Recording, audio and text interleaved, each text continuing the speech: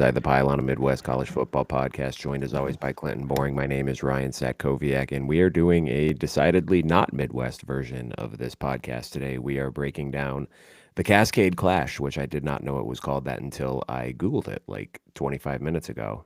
Don't say that. The Washington fans jumped up my ass earlier this year when I made a post about the Cascade Clash. They were all offended. We don't call it that. I was like, okay, well, they're sorry. going to see this fucking episode title and they're going to be like, Midwesterner here. I'm these learning my bums Western don't Big know Ten anything. brethren. These bums don't know anything. And I will tip my cap and say, you're absolutely right. I don't know anything.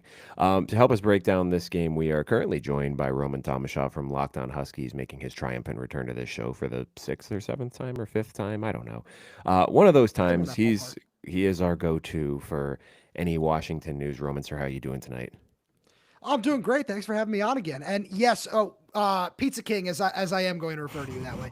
No, we don't call it the Cascade Clash. We don't call it the Border War, anything like that. We have been like, I've seen it a couple times on UW Twitter this year. We have been trying to like figure out a better name for this that would be a little bit more fun. We'd love a trophy for this. I feel like that would be really cool. Like obviously we had the Apple Cup and everything like that, but having something in that regard would be really fun for this matchup. Unfortunately, we don't. So it's just UW Oregon. It's hate week, and I'm all about it. What did just get the Husky to have the Oregon duck in its mouth? Yeah, there you go. Trophy. Duck hunting, big buck hunter. There you go. What was when Bob Diaco was the head coach at UConn and he tried to create a rivalry with like UCF or something, and they made a weird trophy? Do you guys remember what that was called? Oh, I don't. All right. Well, maybe I'll Google it and I'll post it on the feed later. I'm changing the episode title to the parentheses not Cascade Clash just to avoid any potential blowback.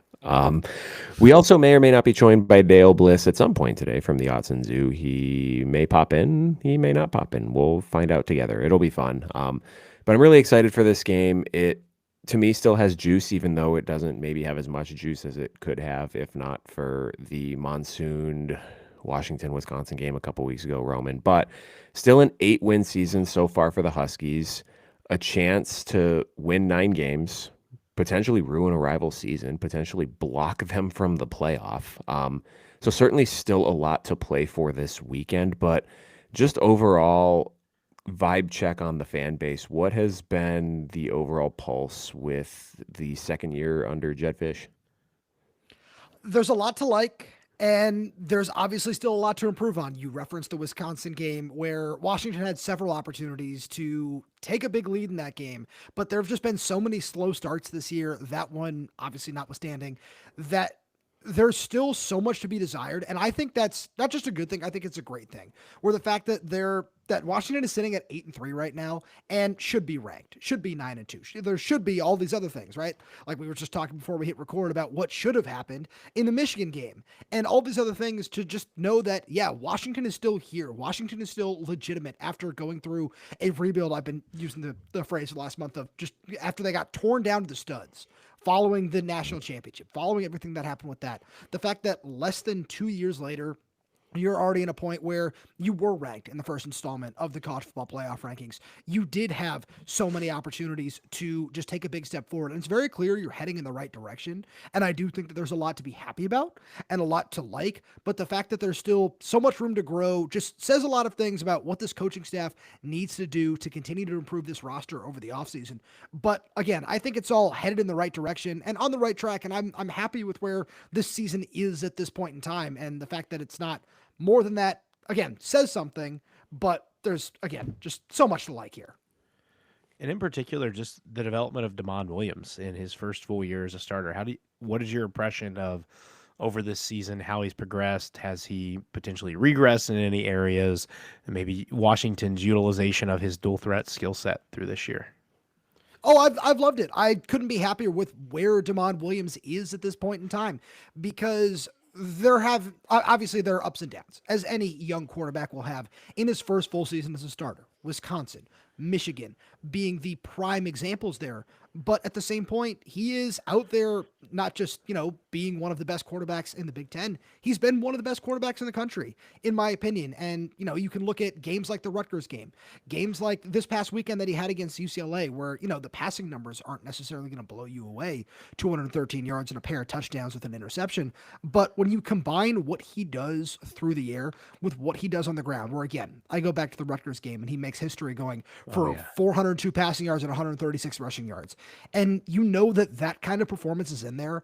And he's still learning some of the little things like when to slide, like when he should and shouldn't take a hit. And, what he needs to do to protect the ball a little bit better on the road and when he needs to throw the ball away a little bit more. The fact that those are the lumps that he's taken this year and those are the things that we're harping on in terms of the negatives are just such a positive sign of where things are going, because with some of the injuries that I'm sure we'll talk about that Washington's receiver core has suffered just throughout the season, not even just these last couple of weeks, where he is right now as a passer and a runner is just such a positive sign for where things are going for him too. Yep, absolutely. Before we kind of get into this game, I wanted to ask you about the Washington defense, because this was a at times sore conversation spot for this team last year. They were not good in the trenches. They were not good at stopping the run, and they've quietly been very good on defense this year. 18th in total defense. I think they're 29th in yards per carry allowed, so it's not even like hey, their run defense is good because no one's running on them. They're throwing on them. It's just a very good overall defense. What's been the biggest change from year 1 to year 2 in the Jedfish era with this defense, whether it be scheme or personnel or a combination of all of the above? I would say it's a combination of both, because it starts with Ryan Walters. Ryan Walters has done a tremendous job this year. And there's something he talked about last week where Washington's his defensive philosophy coming into Washington that I know I talked about with you guys the last time I hopped on before the season has been a lot of, 5-man fronts, a lot of cover one, man coverage on the outside, which he can absolutely do at a high level with guys like Takario Davis and Ephesians Brasock, who've both been excellent this season, where having all of those guys plays into his hands really well. But he also just has so much more talent to work with this season where those guys have been great. Rashawn Clark in the nickel has been great. Alex McLaughlin has been one of the best safeties in the Big Ten, and I think deserves all Big Ten honors at the end of the season with everything that he's done in terms of playing the Dylan Tiedemann role in his defense. But the linebackers have been much improved. X-Ray Alexander has been a real bright spot, as has true freshman Zajas Rainey Saleh. Having those guys in the middle have been just so much fun to watch. And then a deep assortment along the defensive line of experienced guys, whether it be Bryce Butler, Alenius Davis, Taitaiui Ungolele, Ontario Thompson. Having all those dudes along the interior not just helps Ryan Walters run his scheme effectively, because I wouldn't say the pass rush has been, over the top excellent this year, but what they're able to do and how they're able to help everything else operate and just doing their jobs has just really helped this defense take a big step forward this year. Tied for 17th in the nation with 4.8 yards per play allowed. There is one team that is tied with Ohio State for first. I will give either of you $5 if you can tell me who is tied for first with Ohio State at 3.8 yards per play allowed this season.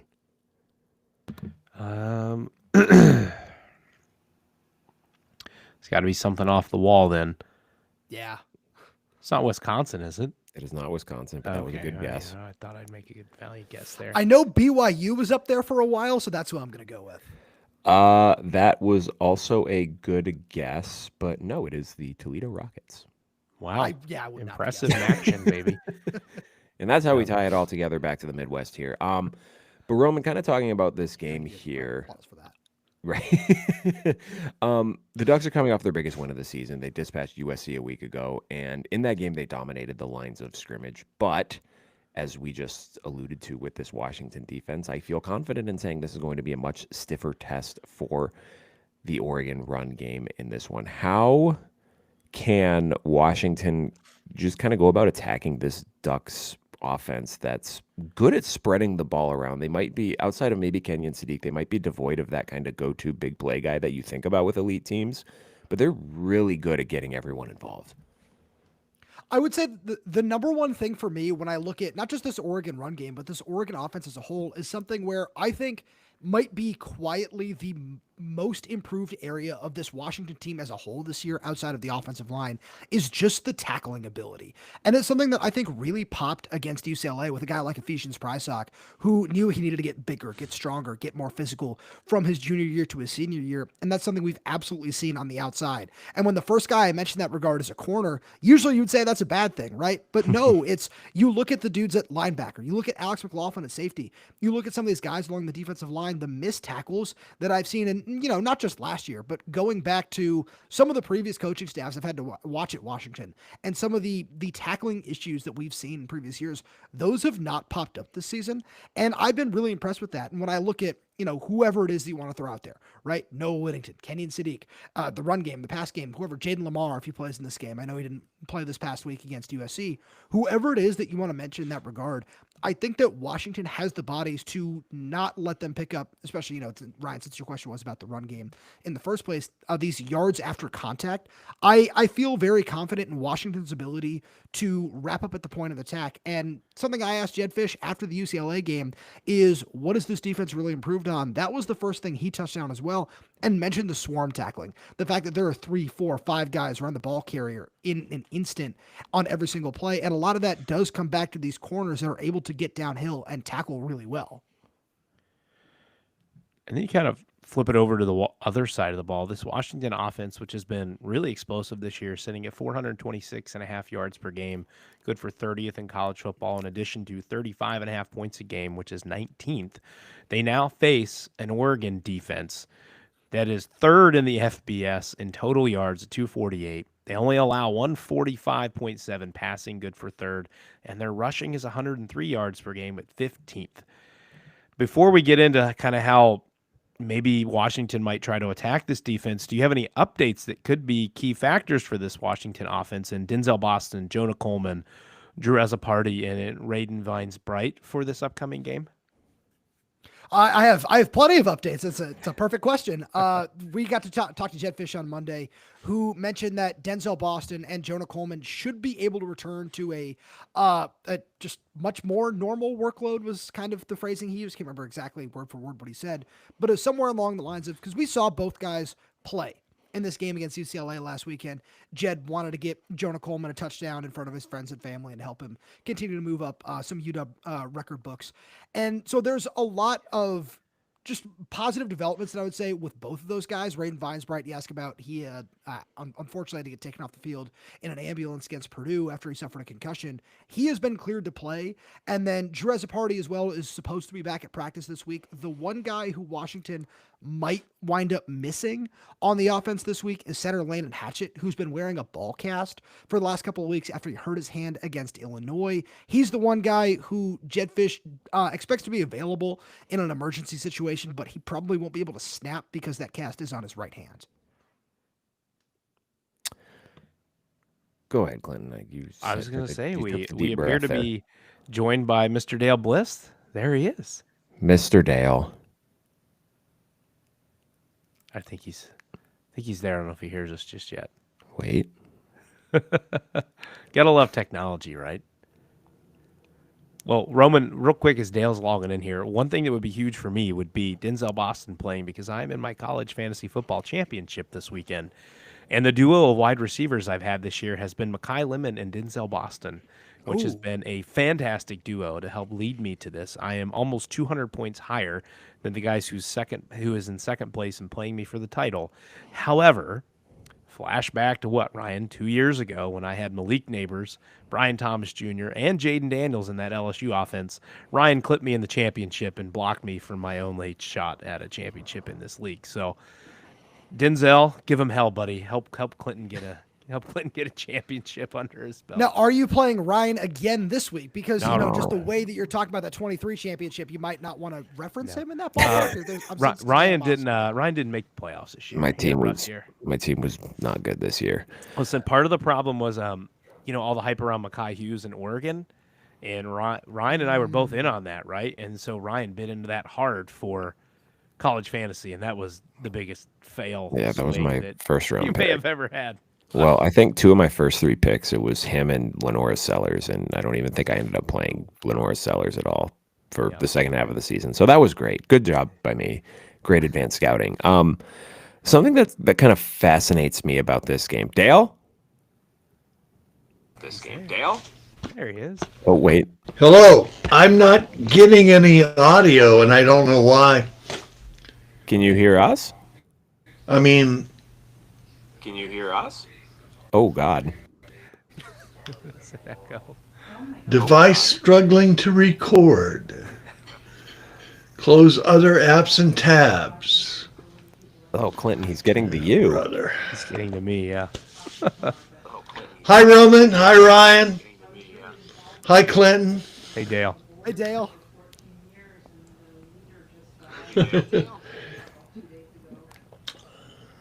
Dale, can you hear us? Riverside Mac app.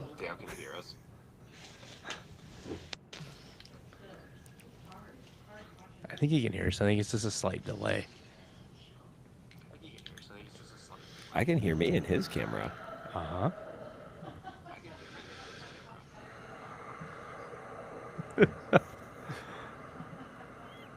You gotta love technology.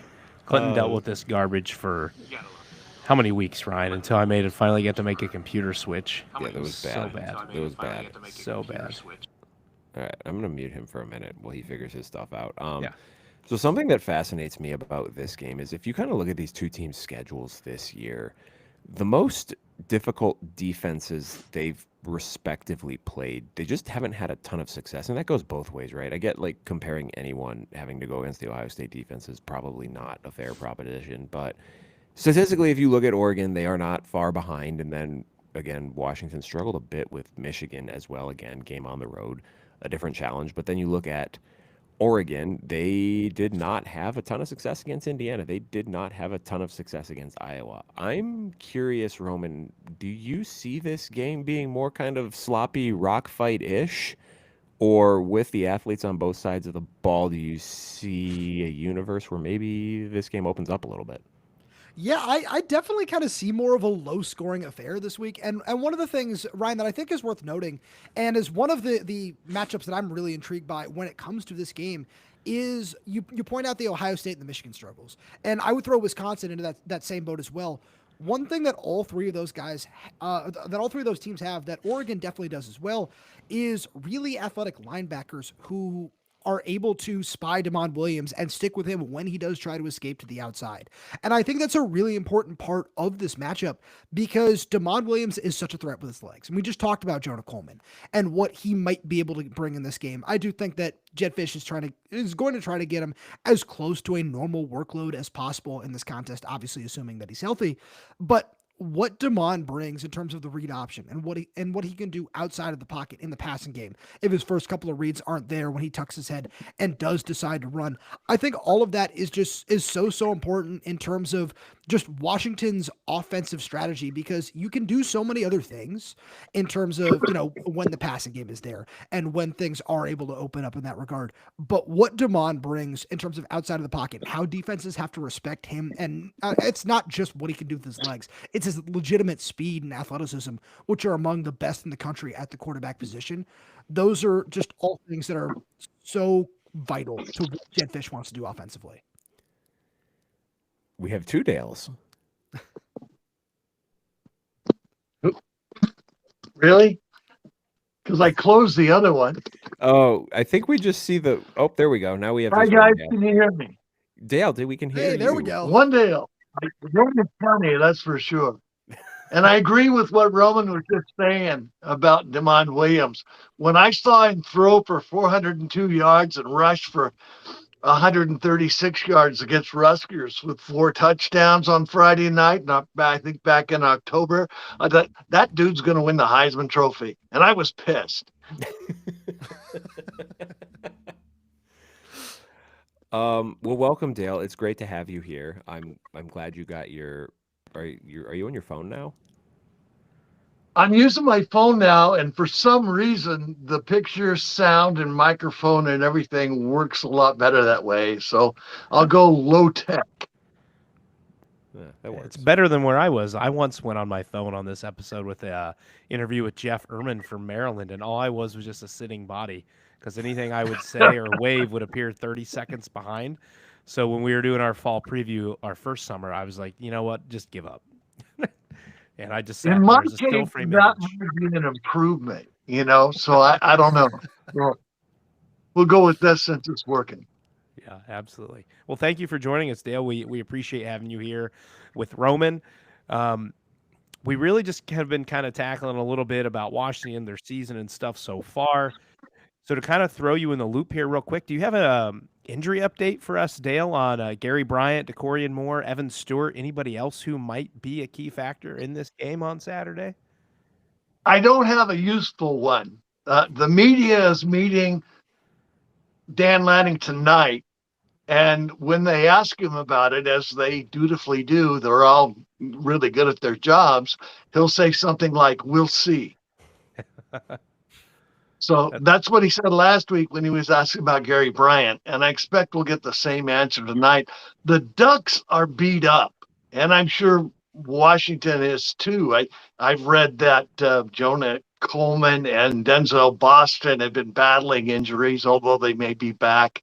In the Ducks' case, the biggest concern is that three of their starting offensive linemen, Alex Harkey, Isaiah World, and Iapani Lalaulu, went down at one point or another during the USC game. I think Lalaulu only played 13 snaps, and World and Harkey were in and out of the lineup. The Ducks played a good part of the game with, the third and fourth offensive tackles on the roster. In fact, the fourth and fifth offensive tackles on the roster because Jernoris Wilson was out also. He's their swing tackle. So that's a big concern. So far, they've been able to deal with that, but the Huskies have a good run defense. They only allow something like 3.2 yards a carry on the ground. So if you combine the injuries Oregon has with how well Washington plays at home, and, the question marks there, there's some concern. Dale, I want to bounce this question to you, and I just asked this to Roman before you popped on. Looking at these two teams this year, the toughest game that they played against the best defenses, the games themselves kind of played out a little bit more low scoring. I don't want to call it like full on rock fighty, but a little bit more on the low scoring side. And in this game, we have two fantastic defenses that are taking the field. How do you see this game playing out? Do you think it's going to be a little bit more of a slog, a low-scoring contest, or do you see a universe where this one breaks wide open a little bit? I don't think you can count on winning a low-scoring game when DeMond Williams is in the game. I mean, when you have a guy who runs and passes well, as that guy does, you have to be prepared to match that offensive output. It's tough, partly because of the injuries and partly because, this is a Duck team coming off a really emotional win against USC. They had 3 ex-Trojans on the roster in prominent roles, and Bear Alexander and Bryant Jr., who couldn't play, and Emmanuel Pregnon on the offensive line. So there was a lot of emotion around this game, a lot of tension, and it was a fight early. I think the game at Washington's much different. I mean, it's obviously in Seattle, where the Huskies are 11-1 in the last 2 seasons. So that's a little scary. It's a tough environment. So it could go a lot of different ways, and I don't have a clear picture yet on what we'll see from the Ducks. I hope it's not a trap game for them. And then one more for me, Dale, before I assume we'll probably jump into the keys here. If Oregon were to lose this game, do you think they are out of the playoffs? That's a great question. I think this committee is really unpredictable because they haven't been bound by the AP poll or the coaches poll. They haven't even really been consistent with teams like Notre Dame and Miami and so forth. If the Ducks get to 2 losses, that puts them in a lump with a lot of different schools, with some SEC schools that can claim that, strength of record and wins against ranked teams. I think it really looks bad for them. And I'm sure that the Huskies would like nothing better than to ruin Oregon's bid for an 11-1 season and a home playoff game by knocking them off in Seattle. Well, let's parlay that into keys of the game here, and we'll start with you, Roman. For that to happen, for Washington to win this game, to spoil the Oregon season, what has to happen? Give me 2 keys on each side of the ball, offense and defense here. Let's start on the offensive side of the ball. The number one thing for me is starting fast. If I had to just throw out a guess to you guys, how many points do you think Washington has scored in the first quarter in Big Ten play? Oh, that's a great question. I'm going to say 10. I would say somewhere around 10 to 13. It's 13. It's been brutal. It's just been absolutely brutal in the first quarter. And that's one of those things where, I've talked with you guys a little bit earlier about what that's looked like on the road and the fact that that game against Wisconsin, that game at Michigan, you let these teams where, the offenses might have been struggling. There are things going wrong with both those teams at that point in time that, okay, yeah, you have an opportunity to seize momentum, but no, you don't take it. You don't take it. And this is one of those games where you cannot let Oregon come into Husky Stadium and gain all that momentum early on. You need to find a way to start fast. And, if you do take the ball early on, make them play from behind. I'm not saying that's what's going to happen, but that's one of the things that this team needs to do that is just so, so important. And the other thing for me is Jonah Coleman has been awesome this season. I've loved what Washington has done in terms of running the ball throughout the year. But for me, it's all about the passing game because this Oregon pass defense has been the best in the Big Ten when you look at all of these numbers. And with assuming Denzel Boston is able to play in this game, be fully healthy, and assume a normal workload like he has been for the majority of the year. He's been one of the best receivers in the country.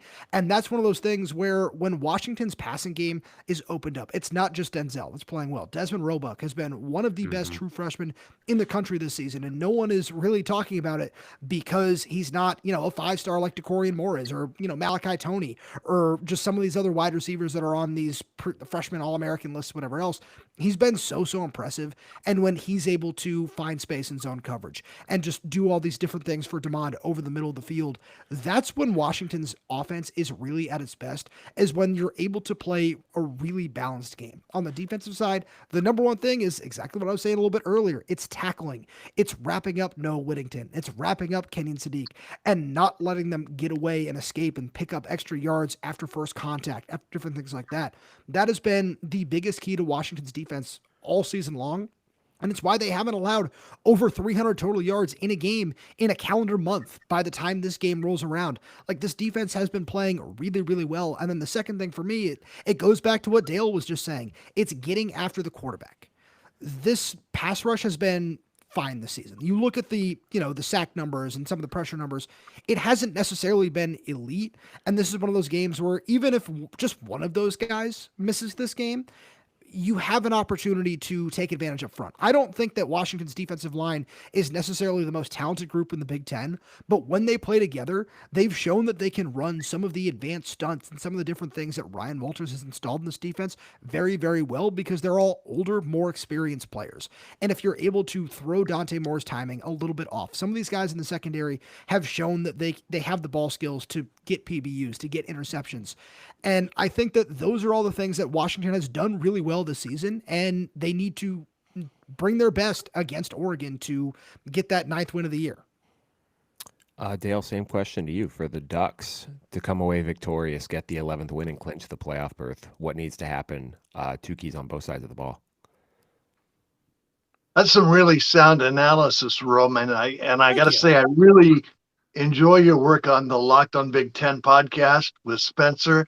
It's kind of fun to see the two of you go at it and give each other a hard time. I think that definitely pressure on the quarterback is huge in this game. Both of the teams going in have a total of 19 sacks on defense. So it's really a question of which coordinator, Walters or Tosh Lupoi on the Oregon side, can dial up a little bit of pressure in terms of stunts, simulated pressure, blitzes. He's got to fool the eyes of the quarterback a little bit. Of course, with Williams, you have the added key of you got to contain the guy. You've got to keep him in the pocket. It really helps to get some inside pressure from Amari Washington and Bear Alexander because that tends to keep the quarterback at home. it tends to flush him out towards the two defensive ends, the edge rushers, Mateo Uiagalelei and Tatum Tuioti. So that's a key. And I would say probably 8 of Washington's games this year, DeMond Williams has had a chunk run, a 25, a 32, a 48-yard carry. It really broke the back of the opponent. And they've got to avoid that kind of deal where Washington has the third best offense in the Big Ten in terms of converting third down. They're at 52.3%. And he's a big reason why, because he can beat you in so many ways with his legs or through the air. That's my answer, and I'm sticking to it. Ryan, anything? No, you're up, bud. I mean, I'm that's pretty much everything I wanted from this wonderful show, is to get these two on here, give us some keys to the games.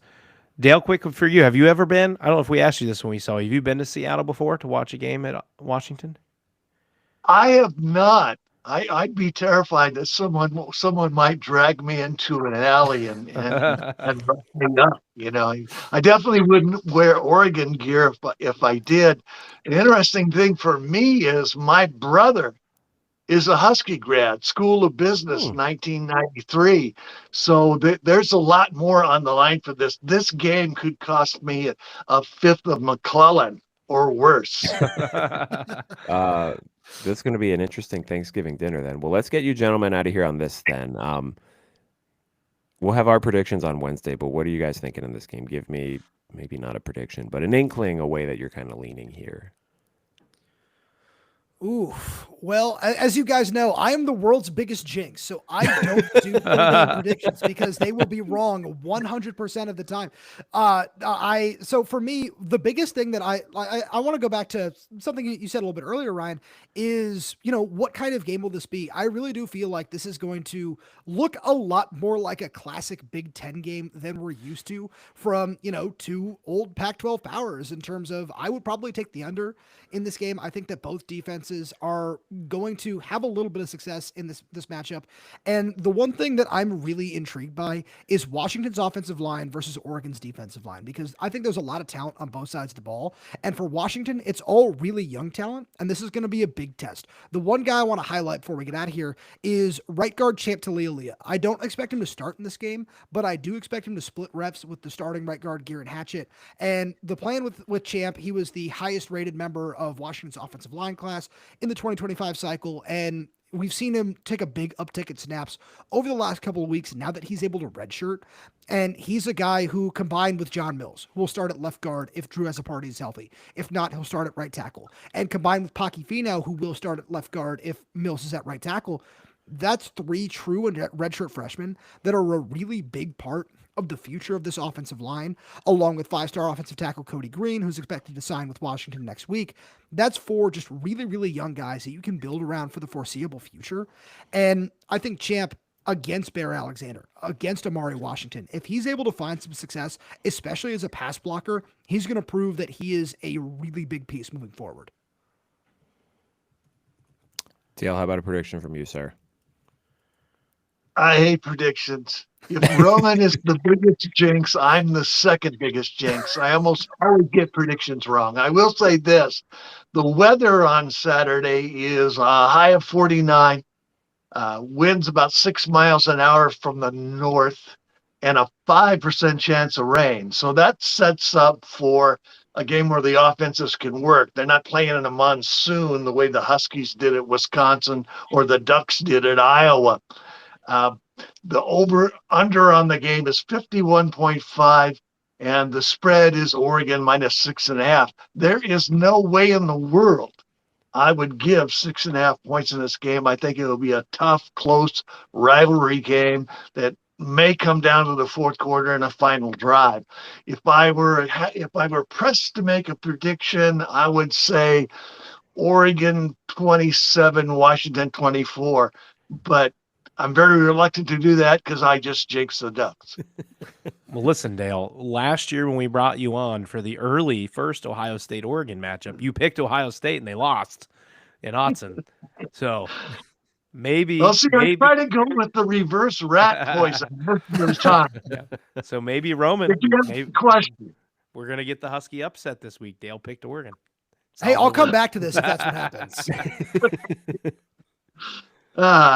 Well, I Uh, hope it's a good game. And one thing that I think is critical in this game that's kind of out of control of both teams is the way the Big Ten officiating crew calls pass interference. In the game against USC, they were very, very ticky-tack. Any kind of contact with the defensive back drew a foul, and USC exploited that to the max. They threw a lot of balls up for grabs, a lot of duck it and chuck it kind of throws, and the USC receivers just had a field day. And to be honest, they pushed off a little bit, but somehow they allowed a bit of contact from the receivers and almost no contact from the defensive backs. In a typical Big Ten game, there's a little bit of infighting. There's a little bit of, hand fighting that goes on. If they allow that, Oregon has a better chance of covering Robach and Denzel Boston, who are both really good receivers. By the way, it's just a curse for me for Washington to have a receiver named Denzel Boston. It's just amazing if I can get through a broadcast without messing that up. I don't know how Gary Danielson does it. But that's a big key is how are they going to call defensive pass interference? Will they ever call a push off? And I don't know. I at the Iowa game, defensive backs were allowed to play really physically. They were touching and grabbing and slowing receivers, and there was some contact through the catch and so forth. USC game much different. I don't know what we're going to get from that officiating crew. Listen, if you guys ever want a perfect example of what a pass interference is on a DB, go back and watch Davison Igbinosun's 2024 season and his 16 pass interference penalties, and he'll show you exactly what it looks like. There we go. He's a great example, Clinton, of a guy who plays defensive back in a very physical way. Mm-hmm. He makes a lot of contact, and when things are going well for him, he gets away with a little bit. But it'll be something to see early, and it'll be critical for both secondaries, two really good secondaries, to adjust to however the game is being called. Yep, certainly. Well, I'm looking forward to this game. This should be a lot of fun. There's a lot of great games this weekend, and this one's certainly at the top of my list. Gentlemen, I hope you enjoyed as much as we do. Thank you for spending some time with us this evening. Enjoy the rest of your weeks. Happy Thanksgiving to you guys, and that's all. Ryan all and right. I will be back on Wednesday night, not Thursday night, because it's Turkey Day, folks. Yeah, We'll be I'm not back doing a show on Wednesday night Thanksgiving. with our ITP final week of the regular season pick'em show, in which Clinton might have a stroke if Ohio State loses to Michigan again. But we're not going live because I have a football game to watch at 10:30 p.m. on Saturday. Jesus Christ. The ESPN's trying to kill me. Anyway, thanks everyone.